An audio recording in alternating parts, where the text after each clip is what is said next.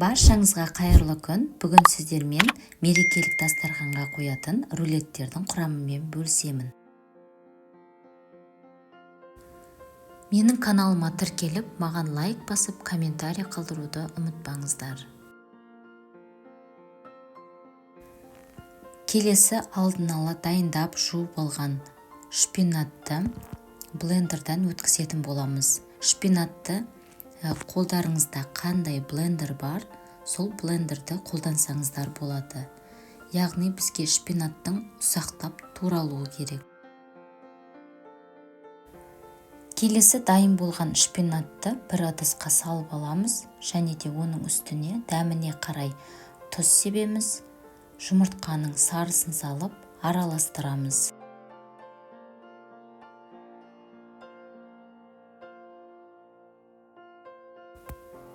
Енді рулетіміз өз формасын жақсы ұстау үшін шпинаттың үстіне ұн салып, тағы да жақсылап араластырып аламыз.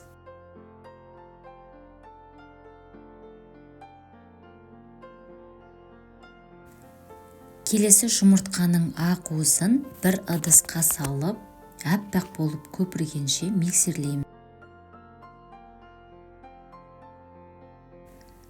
Келесі дайын болған ақ уызды жаңағы шпинатқа қасықпен салып араластырамыз.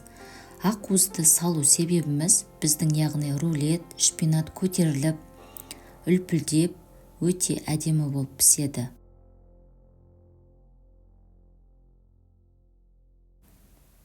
Келесі дайын болған консистенцияны, яғни формаға менде 20-30 диаметрі, астына пергамент қағазын төсеп, жаңағы консистенциямызды құятын боламыз. Достар, пергамент қағазы өте сапалы болу керек, өйткені рулет піскен кезде, яғни жабысып алынбай қалуы мүмкін.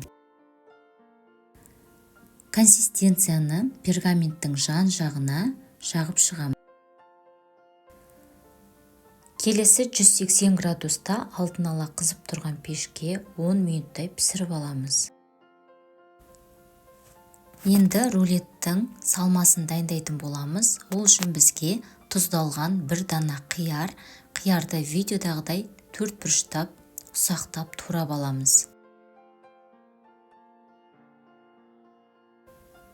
Жаңағы тұздалған қиярды творожный немесе сливочный сырға салып, араластырып аламыз.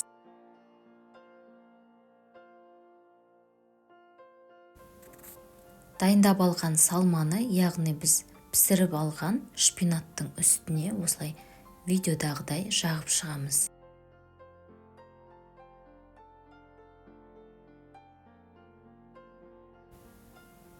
Келесі шпинаттың салмасына творожный сырмен қатар балық салатын боламыз, яғни ол бізде селедка немесе қызыл балық салсаңыздар да болады.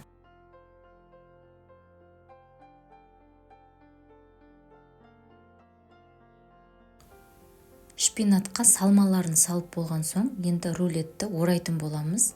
Яғни рулетті орағанда өте абайлау керек, себебі қолмен ұстаған кезде ол бізде жарылып кетуі мүмкін.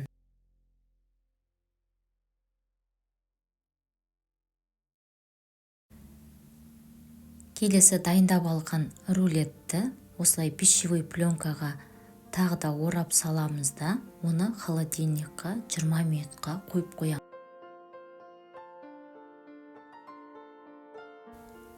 Келесі екінші рулетті дайындайтын боламыз. Ол үшін бізге алдын ала тверкадан өткен тыква, яғни асқабақ, оның үстіне аздап дәміне қарай тұз саламыз, және де жұмыртқаның сарысын салып, жақсылап араластырып аламыз. Достар, тыкваның орнына сәбізді қолдансаңыздар болады.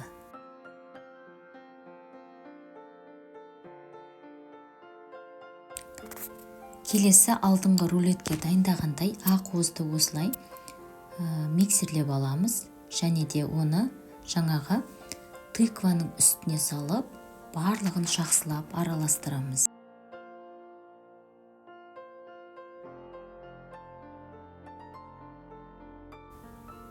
Келесі дайындап алған тыкваны формамызға пергамент қағазын төсеп, жан жағына келтіре отырып жағып шығамыз. Енді тыкваның салмасын дайындайтын боламыз. Ол үшін бізге 110-120 грамм творожный немесе сливочный сыр және де петрушканы осылай ұсақтап турап аламыз да олардың барлығын жақсылап араластырамыз.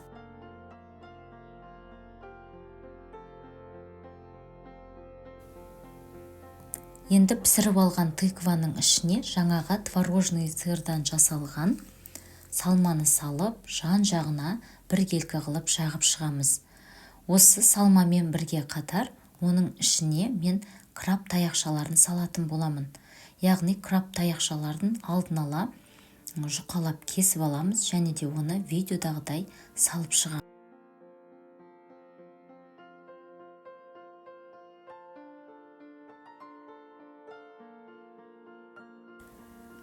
Келесі тыкваға салмасын салып болған соң, біз рулет қылып орайтын боламыз. Достар, ораған кезде өте абайлап жыртылып қалмайтындай ақырын орауымыз керек.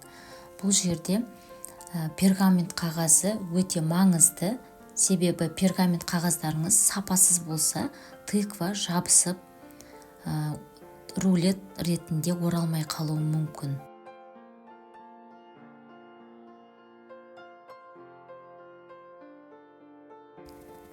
Енді рулетті осындай пищевой пленкаға салып, тағы да ораймыз және де холодильникқа 20 минутқа қойып қоямыз.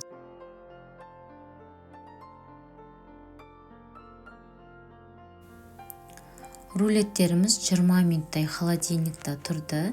Енді қазір бірге қалай болғанын көреміз.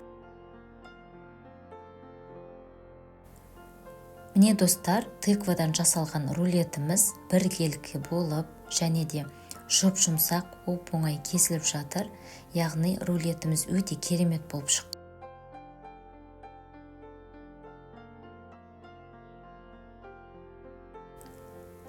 Енді шпинаттан жасалған рулетті көреміз. Сіздерге естеріңізге сала кетейін, бұл рулеттің ішінде балық бар. Көріп тұрғандарыңыздай өте оңай, жеңіл кесіліп жатыр. Сонымен қатар рулет өз формасын өте керемет ұстап тұр. Достар, осы рецептпен дайындап көрсеңіздер болады. Сонымен қатар рулеттер өте дәмді болып шыққан. Қандай кез келген қонақ шақырсаңыздар, осы рулеттерді алдарына қойсаңыздар болады. Міне достар, рулеттеріміз толығымен дайын болды. Кез келген дастарханға қоюға болады.